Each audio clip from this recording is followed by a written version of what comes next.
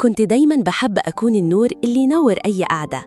حياتي كانت بسيطة وهادية، وعشان كده لما جه يوم الجمعة ده كنت طايرة من الفرحة.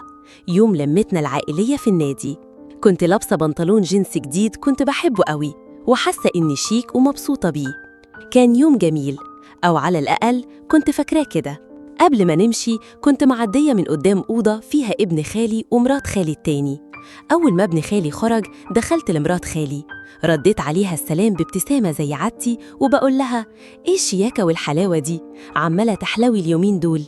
كنت فاكرة إنها هترد التحية بأحسن منها، لكن اللي حصل كان صدمة عمري. قالت لي وهي بتضحك ضحكة باردة كده، ضحكة خلت قلبي ينقبض: عارفة هو قال إيه عليكي؟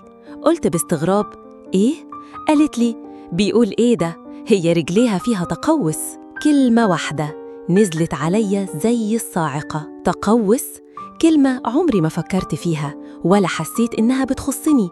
أنا عندي تقوس بسيط في رجلي، حاجة مش باينة ومحدش بياخد باله منها غير اللي يدقق قوي. عمري ما حسيت إنها عيب، ولا حد عمري ما عايرني بيها.